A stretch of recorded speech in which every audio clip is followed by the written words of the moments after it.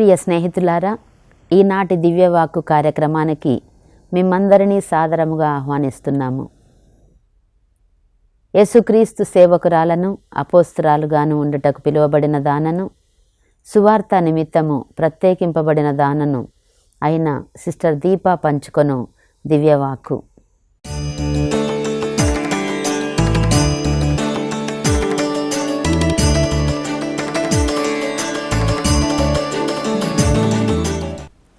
ప్రియ స్నేహితులారా, ఈనాటి మన దివ్యవాక్కు ధ్యానాంశము విశ్వాసము దేవుని కార్యాన్ని రుజువు చేస్తుంది. విశ్వసిస్తే దేవుని కార్యాలు జరుగుతాయి. చూద్దాం. రాజుల మొదటి గ్రంథము 17వ అధ్యాయంలో ఏలియా ప్రవక్త ఆ యొక్క దేశంలో వర్షాలు పడద్దు అంటే వర్షం ఆగిపోయింది. మళ్ళీ ఎప్పుడు వరకు అంటే మళ్ళీ ఏలియా ప్రవక్త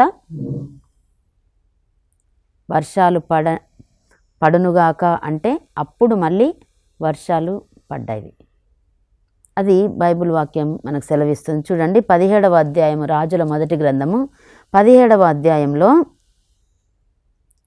గిలాదు మండలమునందలి తిష్బీ నగర వాసి అయిన ఏలియా ప్రవక్త ఆహాబు రాజుతో ఇలా అంటున్నాడు. ఏమంటున్నాడంటే, నేను ఇజ్రాయేలు దేవుడగు యావేను కొలుచు భక్తుడను, నా పలుకులు వినుము. ప్రభువుతోడు నేను ఆజ్ఞాపించిననే తప్ప ఈ దేశమున కొంతకాలం పాటు వానగాని మంచుగాని కురియదనెను. Praise the Lord. ప్రవక్త ఏలియా చెప్తున్నాడు ఆహాబు రాజుతో, నేను చెప్తున్నాను వినండి అంటే, నేను చెప్తున్నానని ఉట్టిగానే ఆయన చెప్పలేదు, కానీ నేను ఎవరిని కొలుస్తున్నానో ముందు చెప్తున్నాడు ఆయన. ఏలియా, నేను ఎవరిని పూజిస్తున్నాను, నేను ఎవరిని ఆరాధిస్తున్నాను, నా వెనక ఉన్న శక్తి ఏంటి, దాని గురించి ఏలియా మాట్లాడుతున్నాడు. చూడండి, నేను ఇజ్రాయేలు దేవుడగు యావేను కొలుచు భక్తుడను. నేను చేసే భక్తి వృధా కాదు, ఎందుకంటే నేను పూజిస్తున్న నా దేవుడు సర్వశక్తిమంతుడు, ఇజ్రాయేలు దేవుడు. కాబట్టి ఇప్పుడు విను నా పలుకులు. ఎవరితో అంటున్నాడండి? రాజుతో, ఒక ప్రవక్త, ఒక సాధారణ మనిషి. నేను ఆజ్ఞాపించిననే తప్ప, నేను అంటే ప్రవక్త, ఈ దేశమున కొంతకాలం పాటు వాన కానీ మంచు కానీ కురియదనెను. అప్పుడు వెంటనే ఆహాబు రాజు భయపడుతున్నాడా? భయపడి, అయ్యా ప్రవక్త, నువ్వు అట్లా చేయగాకు, దయచేసి నువ్వు అలా అనగాకు, వర్షాలు కురవనియ్యండి అట్లా. ఆహాబు రాజు అలా చేయలేదు. ఎందుకంటే నువ్వు చెప్పేదేంటి, వర్షాలు పడతాయి వర్షాలు పడవు అని చెప్పడానికి నువ్వు చెప్పేదేంటి? నీ దేవుడు దేవుడు అనుకుంటా నువ్వు అన్నంత మాత్రాన అది నిజంగానే జరుగుతుందా అని ఆహాబు రాజు అనుకుంటున్నాడు. కానీ అది నిజంగానే జరిగింది. ఆ యొక్క సమయంలో దేవుడు ఎవరిని ఎలా ఆదరించాలో, అంటే ఆ కరువు కాలంలో, వర్షాలు పడని కాలంలో ఏ విధంగా ఆదరించాలో ఏలియాని ఆదుకున్నాడు, సారెఫతు విధవ స్త్రీని ఆదుకున్నాడు. అలా తన భక్తులందరినీ దేవుడు ఏదో ఒక విధంగా ఆదుకున్నట్లు మనం చూస్తూ ఉన్నాం. ప్రియ స్నేహితులారా, ఈరోజు చూడండి, తర్వాత మనము కరువు ప్రారంభమైన 3వ ఏట అంటే 3వ సంవత్సరంలో ప్రభువు అని ఏలియాతో చెప్తుంది, నీవు వెళ్ళి ఆహాబును కలుసుకొనుము. అంటే ఆ రోజుల్లో ప్రవక్తలండి తప్పకుండా దేవుని యొక్క సాన్నిధ్యంతో వాళ్ళు దేవుని సందర్శించి సంప్రదించి అన్ని నిర్ణయాలు తీసుకునేవాళ్ళు. అలాగే ప్రభువు చెప్తున్నారు ఏలియాతో, నువ్వు ఆహాబు రాజును కలువు, నేను దేశమున వానలు కురియింతునని చెప్పాను. ప్రభు చెప్తున్నాడు, వెళ్ళు, నువ్వు ఆహాబు రాజుతో చెప్పు, నేను నీ దేశాన వానలు కురిపిస్తానులే అని చెప్పుపో వెళ్ళి అని చెప్తున్నాడు. అప్పుడు ఆహాబును చూడబోయాను. ఏలియా ఆహాబును కలుసుకొనెను. ఆ రోజులలో సమరియా దేశమున కరువు దారుణముగా ఉండెను. ఆహాబు ఓబద్యాను పిలిపించెను. ఆహాబు రాజు ఓబద్య కూడా ఒక ప్రవక్తనే. అయితే అతడు రాజభవంతి రక్షకుడు, దైవభక్తుడు, చాలా భక్తితో ఉండేవాడు. ప్రవక్తలాగానే అంత ప్రవక్త తీరుగానే నడుచుకునేవాడు. కానీ రాజు దగ్గర ఆయన రాజభవంతి రక్షకుడు. యెజెబెలు రాణి ప్రభువు ప్రవక్తలను చంపించుచుండగా ఈ ఓబద్యా 100 ప్రవక్తలను 70 మంది చొప్పున కొండ గుహలలో దాచి ఉంచి వారిని రక్షించారు. వాళ్ళకు ఆహారాన్ని సరఫరా చేశాడు.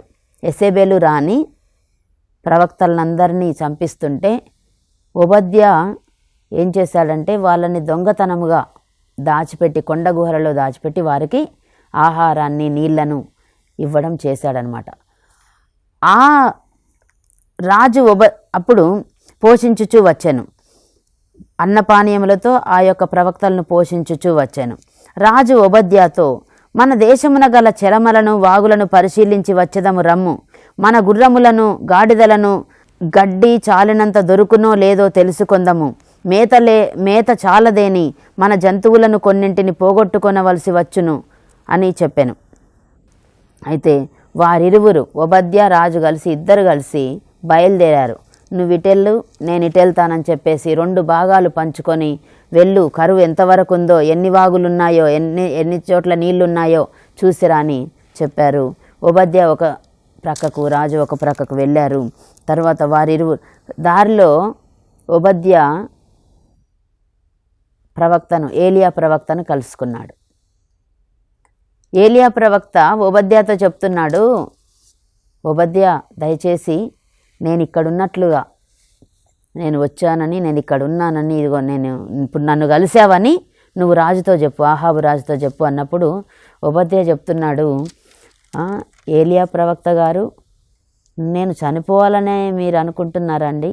ఎందుకంటే ఆల్రెడీ యెజెబెలు రాణి ప్రవక్తలను చంపిస్తుంటే నేను ప్రవక్తలందరినీ దాచిపెట్టి 70 మందిని కొండ గుహల్లో దాచిపెట్టి వాళ్ళకి ఆహారాన్ని, పానీయాలని వాళ్ళకి సరఫరా చేసి అట్లా చేసి ఉన్నాను. ఇప్పుడు నేను పోయి మీ గురించి మీరు ఇక్కడున్నారని చెప్తే, అంటే ఆల్రెడీ మీరు చనిపోయినట్లే వాళ్ళకి తెలుసుంటుందేమో. ఇప్పుడు నేను పోయి ఆహాబు ప్రవక్త ఏలియా ప్రవక్త అక్కడున్నాడు అని చెప్తే, అంటే ఏలియా ప్రవక్త ఎట్లా బ్రతుకున్నాడో నువ్వే ఏమన్నా చేసావా అని కూడా అనే అవకాశాలు ఉన్నాయి. కాబట్టి నా గురించి ఇప్పుడు మొత్తం బయటకు వచ్చి నేను ప్రవక్తల్ని బ్రతికించానన్న నెపంతో రాజు నన్ను చంపేస్తాడు కదండి, నేను ఈ విషయాన్ని రాజుతో ఎలా చెప్పాలి అని అడిగినప్పుడు, మరి ఇప్పుడు నీ నోటితో నీవు వెళ్ళి ఆహాబుకు నా సమాచారం ఎరిగింపుమని పలుకుదువుగా. ఓబద్యా అంటున్నాడు ఎవరితో? ఏలియాతో. నీ నోటితో నువ్వంటున్నావా? ఎందుకంటే నేను మిమ్మందరినీ బతికించానని ఆయనకు తెలుసు, ఆహాబు రాజుకు తెలుసు. కాబట్టి నేను పూజించు మహోన్నతుడైన యావే తోడు, ఏలియా చెప్తున్నాడు, నేను పూజించు మహోన్నతుడైన యావే తోడు, ఈనాడు నేనే వెళ్ళి స్వయముగా రాజుకు కనిపించును. అలాగే ఆహాబు దగ్గరకు, రాజు దగ్గరకు ఏలియా వెళ్ళాడు. ఏలియా వెళ్ళినప్పుడు ఏలియాతో ఆహాబు రాజు అంటున్నాడు ఏమనంటే, అయిపోయింది, నీ పని అయిపోయింది. ఏమంటున్నాడు చూడండి, ఇజ్రాయేలు దేశమునకు నీ పీడ పట్టింది. అసలు నువ్వు చేయబట్టే ఈ యొక్క దేశంలో ఈ కరువు కాటకాలు, ఈ కొట్లాటలు, ఇవన్నీ కూడా జరుగుతున్నాయి నీ వల్లనే. అయితే ఇజ్రాయేలు దేవుణ్ణి కొలిసే ప్రవక్తలలో ఒక్కరు కూడా లేరు, బ్రతికి లేరు. ఎందుకంటే యెజెబెలు రాణి చంపించేసింది ప్రవక్తలందరినీ. ఎందుకంటే నిజం చెప్పే వాళ్లకు ఒక సామెత ఉంది కదా, ఉన్నదున్నట్లు మాట్లాడితే ఊర్లో నుండి తరిమేస్తారు అనే ఒక సామెత ఉంది. అలాగే ఈ ప్రవక్తలు కూడా, ఈ ఇజ్రాయేలు దేవుణ్ణి కొలిచే ప్రవక్తలందరూ కూడా ఉన్నది ఉన్నట్లుగా, రాజుల ముందు కాదు, రాణుల ముందు కాదు, ఎక్కడైనా సరే ఉన్నది ఉన్నట్లుగా ఖచ్చితంగా మాట్లాడే స్వభావాన్ని కలిగిన వాళ్ళు ప్రవక్తలు. అయితే ఇలా మాట్లాడిన వాళ్ళందరినీ కూడా యెజెబెలు రాణి చంపించేసింది. కానీ ఒక్కరే మిగిలారు, ఎవరంటే ఏలియా ప్రవక్త. ఇప్పుడు ఏలియా ప్రవక్త అంటున్నాడు, ఇజ్రాయేలును పట్టి పీడించుచున్నది నీవు, నీ కుటుంబము, కానీ నేను కాదు. నీవు దేవుని ఆజ్ఞ మీరి బాలు దేవతను కొలుచుచుంటివి కదా. ఇక వినుము, ఇజ్రాయేలులందరినీ కర్మెలు కొండ మీద నన్ను కలుసుకొనమని చెప్పుము. ఎసెబెలు రాణి పోషించు బాలు ప్రవక్తలు 450 మందిని, అషేరా ప్రవక్తలు 400 మందిని ఆ చోటికి తోడుకొని రమ్మని పలికెను. చూడండి ఎంత ధైర్యము! ఒక ప్రవక్త ఒక రాజుతో మాట్లాడుతున్నాడు. ఇజ్రాయేలు దేశాన్ని పట్టి పీడించేది నేను కాదు రాజుగు, నువ్వు నీ కుటుంబమే. ప్రవేశపెట్టండి ఆ 450 మంది బాలుదేవత ప్రవక్తలను, అలాగే 400 మంది అషేరా ప్రవక్తలు, ఆ దేవతలను కొలుచు ప్రవక్తలందరినీ ప్రవేశపెట్టండి.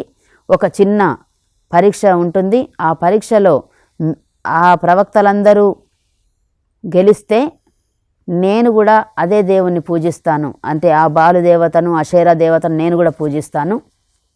ఒకవేళ మరి అది జరగకుండా ఆ పరీక్షలో వాళ్ళు ఓడిపోయి నేను గెలిస్తే మీరందరూ ఇజ్రాయేలు దేవుడైన నా దేవుణ్ణి మీరు కొలవాలి అని ఏలియా ప్రవక్త ఒక సవాలు విసురుతున్నాడు రాజుతో. అప్పుడు రాజు సంతోషంగా అంగీకరిస్తున్నాడు. ఎందుకంటే 450 మంది 400 మొత్తం 850 మంది ప్రవక్తలు ఎక్కడా, నువ్వు ఒక్కడివెక్కడా? ప్రియ స్నేహితులారా, ఇది మనం ఆలోచించాల్సిన విషయం. ఎందుకంటే సత్యమునందును ఆత్మయందును సత్యమునందును ఆరాధించే మనసు గలవారు, నిజమైన సత్యమైన దేవుణ్ణి ఆరాధించే వాళ్ళు చాలా చిన్న సంఖ్య అయినా కూడా వాళ్ళు బలవంతులు. కొంతమంది అయినా కూడా చాలా బలవంతులు, ఒక్కరే అయినా కూడా చాలా బలవంతులు. ఎందుకంటే వారు కొలుస్తున్నది సత్యమైన నిత్యుడైన సర్వశక్తిమంతుడైన దేవుణ్ణి. ఇక్కడ మనం చూస్తున్నాము, ఆహాబు ఇజ్రాయేలు ప్రజలందరినీ బాలు ప్రవక్తలను కర్మెలు కొండ మీద ప్రోగు చేశాడు. అందరూ వచ్చారు.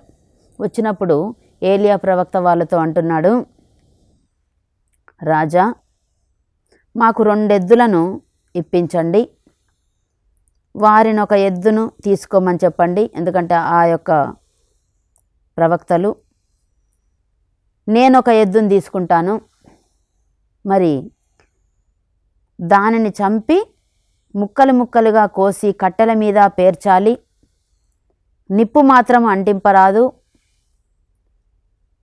నేను తీసుకున్న 2వ ఎద్దును కూడా అట్లే కట్టెల మీద పేర్చదను గాని నిప్పు అంటింపను. పిమ్మట బాలు ప్రవక్తలు వారి దేవుని ప్రార్థింతురు, నేను నా ప్రభువుని ప్రార్థింతును. ఆ ప్రార్థనకు నిప్పు పంపించువాడెవడో అతడే మన దేవుడు.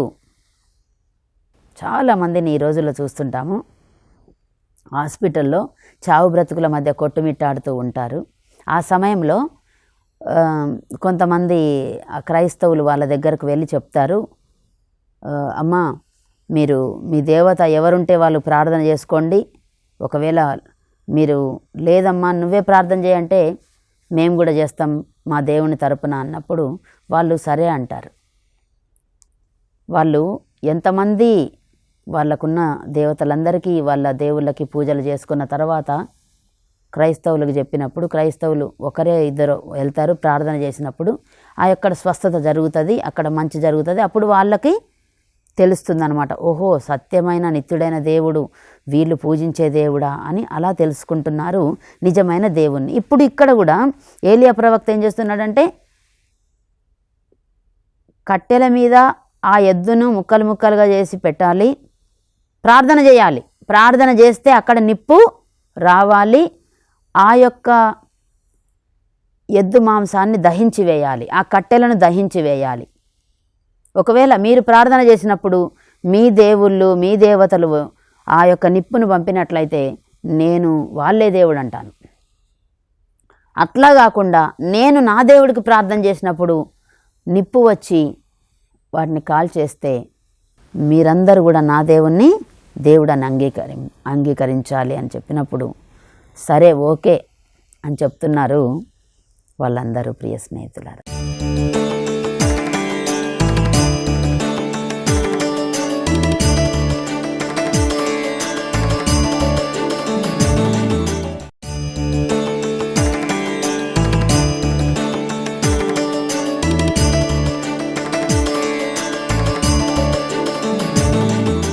చివరికి ఏం జరిగిందో చూద్దాం.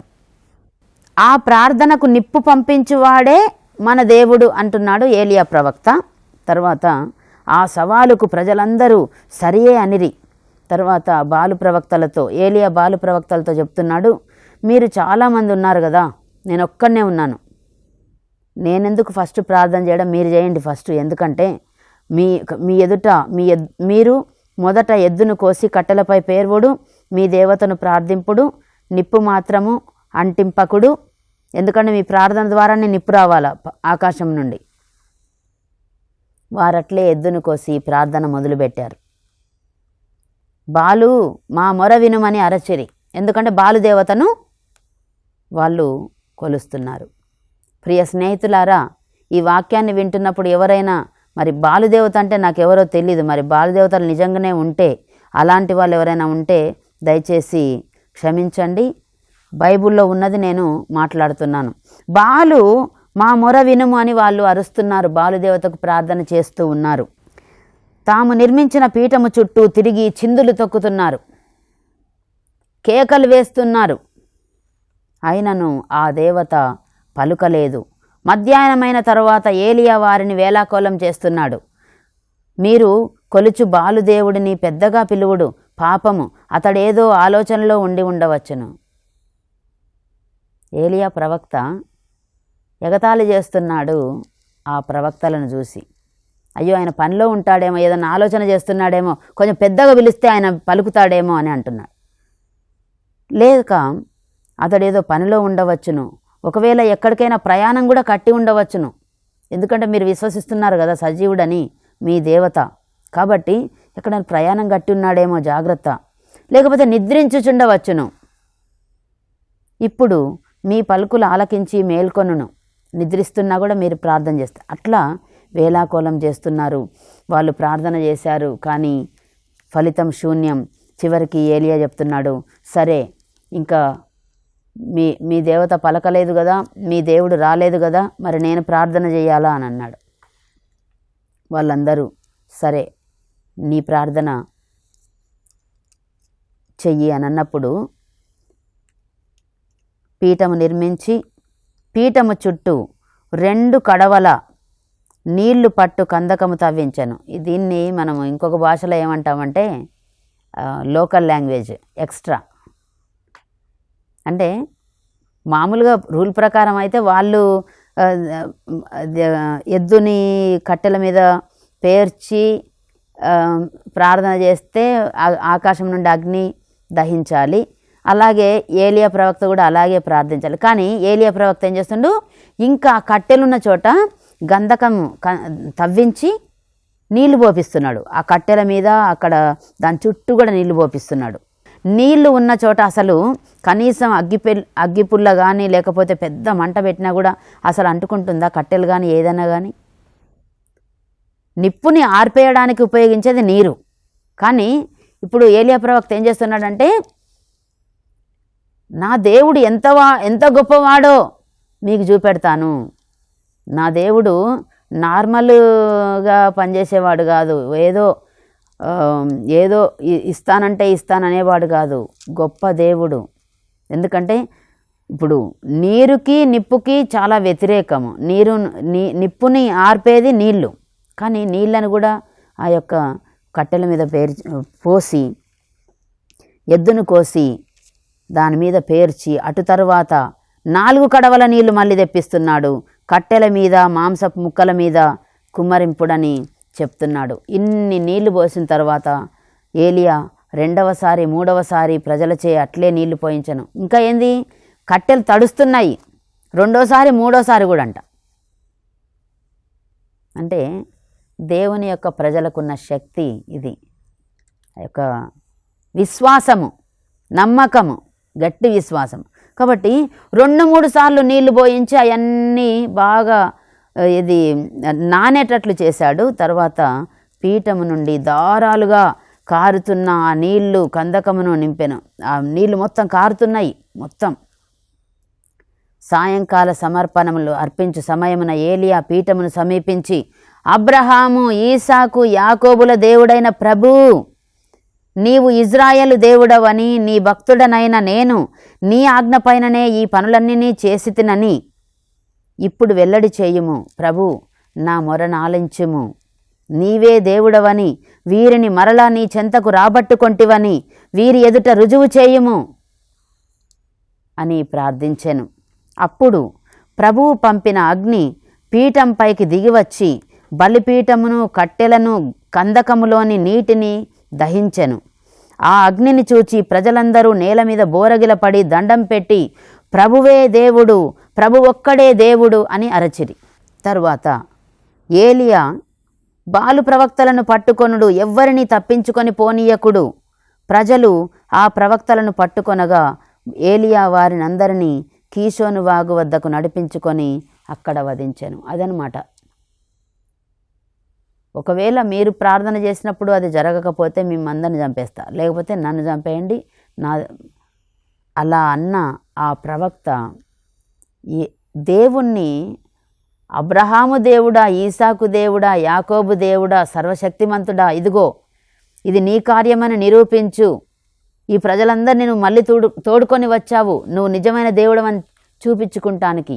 ఇప్పుడు అది నెరవేర్చు, నీ అగ్నిని ఇక్కడ కురిపించు అన్నప్పుడు అగ్ని వచ్చి అక్కడ అందరూ కూడా బోరగిలబడి ప్రభువే దేవుడు, ఆయననే నిజమైన దేవుడని ఆరాధిస్తున్నారు. ప్రియ స్నేహితులారా, అంటే ఇక్కడ చూడండి, నీవు అప్పుడు ఏలియా ఆహాబుతో చెప్తున్నాడు ఏమనంటే, నీవు వెళ్ళి అన్నపానీయములు పుచ్చుకొనుము. ఇంకా చూసావు కదా రాజా చూసావు కదా ఏం జరిగిందో. అంటే నా దేవుడు నిజమైన దేవుడు అని నువ్వు చూసావు కదా, ఇప్పుడు వెళ్ళి అన్నపానీయములు భుజించి నాకు వర్షధ్వని వినిపించుచున్నది అని చెప్తున్నాడు. భయపడగాకు, ఇంకా వర్షం పడుతుంది, ఎందుకంటే నా దేవుడు నీతో మాట్లాడి ఉన్నాడు, ఇప్పుడు చూపించి ఉన్నాడు ఆయన కార్యాన్ని, కాబట్టి ఇప్పుడు వర్షం పడుతుంది అనగానే అక్కడ వర్షము పడింది. ప్రియ స్నేహితులారా, చూడండి, ఈరోజు మన వాక్యం ఏంటంటే, విశ్వాసముతో మనము ప్రార్థన చేసినప్పుడు తప్పకుండా దేవుడు కార్యము జరిపిస్తాడు. Praise the lord. ఒకరోజు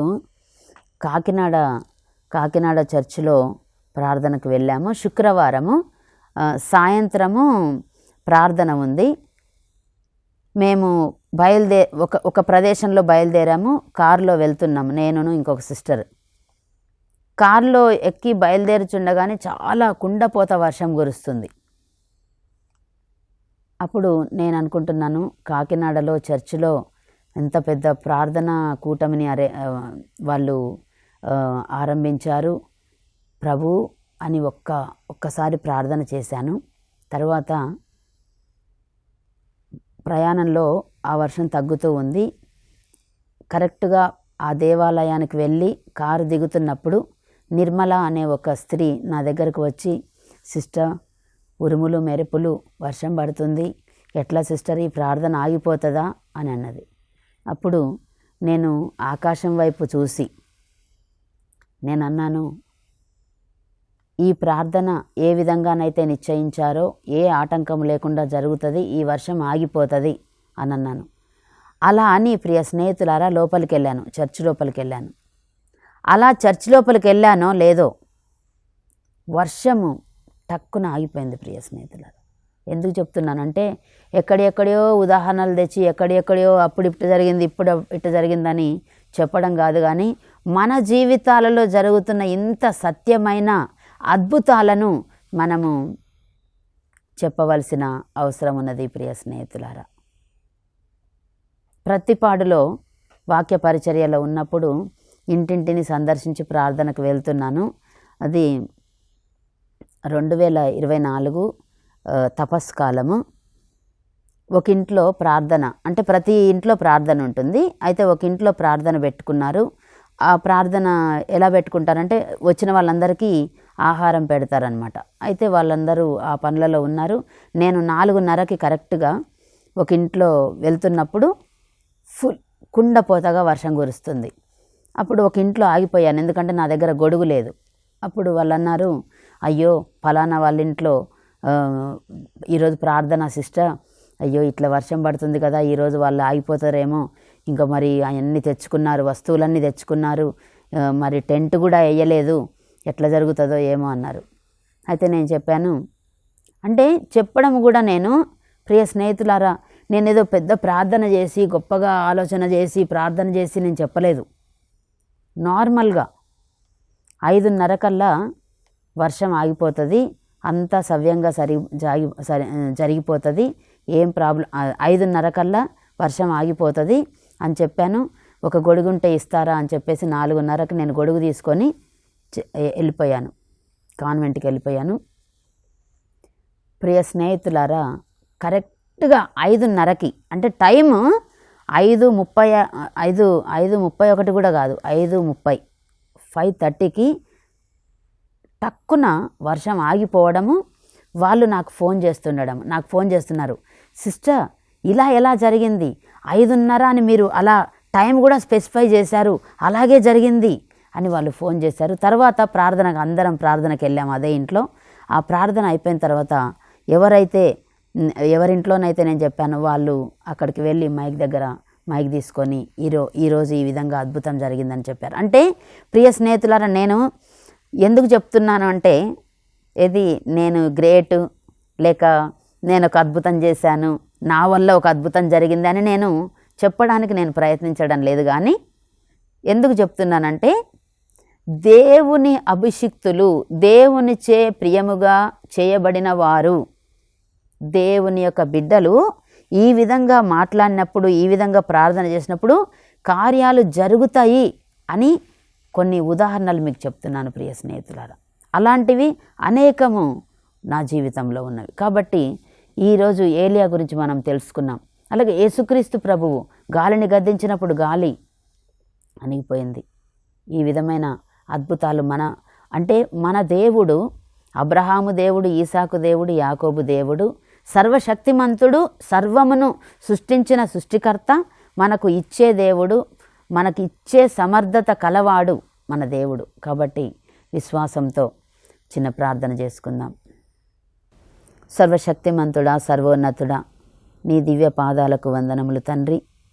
ఇదిగో ప్రభువా, ఏలియా జీవితంలో తండ్రి, దేవుడు తండ్రి, నీవెంత గొప్ప దేవుడవో నీవు నిరూపించి ఉన్నావు తండ్రి. నా దేవుడైతే ఇదిగో శక్తిమంతుడు అని ఏలియా సవాలు చేసినట్లే ప్రభువా, ఈరోజు మా జీవితాలలో తండ్రి నీవుండి నడిపించమని వేడుకుంటున్నాం ప్రభు. విశ్వాసం సన్నగిల్లుచున్న రోజులలో ఉన్న మమ్మందరినీ నీ విశ్వాస నావపై మమ్మలను నడపండి తండ్రి. మా విశ్వాసాన్ని అధికము చేయండి ప్రభువా తండ్రి. మా విశ్వాసం వలననే మా జీవితాలలో మాకు కావలసిన ప్రతి ఒక్క ఆశీర్వాదాన్ని మేము పొందుకోగలమన్న సత్యాన్ని మాకు తెలియజేయండి ప్రభువా.